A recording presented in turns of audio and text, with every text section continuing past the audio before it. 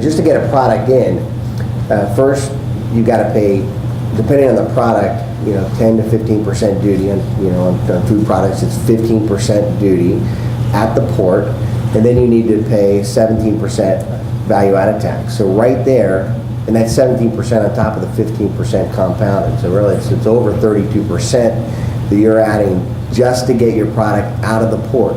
You need to go write a check before they're going to release the product.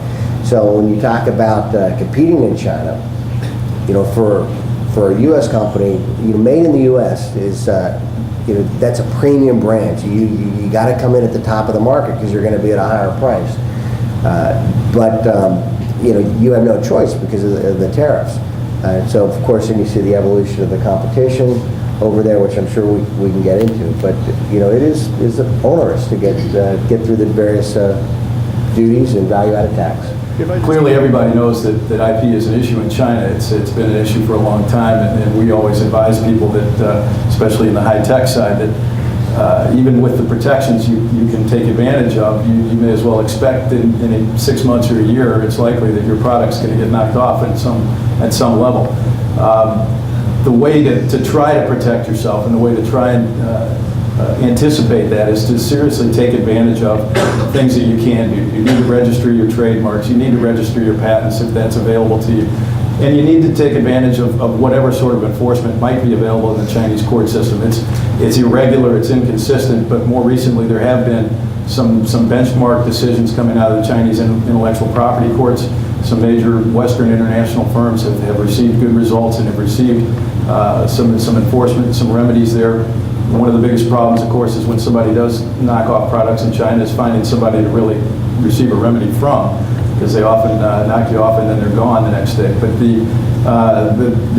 the tide is turning somewhat in IP, and we were talking about this a little bit. What will finally cause the Chinese to come and address the issue? And I think the issue there is when the Chinese are actually branding themselves, when they're branding their own products and they understand the value of keeping their own marks, keeping their own patents. When Vietnam starts knocking off Lenovo, then you're going to see Chinese enforcement really come to the front, I think. So in a general legal sense, we see improvement. It's still got a long way to go. You all can probably discuss what you see in your everyday business, I think. It's certainly an issue. I mean, from the high-tech side, if we transfer a technology from the U.S. For manufacture in Shenzhen, for example, certainly, depending on the complexity of the product, we can expect to see it somewhere as a knockoff. I do agree, enforcement's a little bit better, and certainly the advice that Gentry gave about registration, we've learned the hard way on a number of times that if you don't register, you have absolutely no recourse for your product. So certainly I would advise that. It is hit or miss in our experience in terms of the ability to get a favorable ruling on your IP or patent protection, and certainly collection on that judgment is difficult.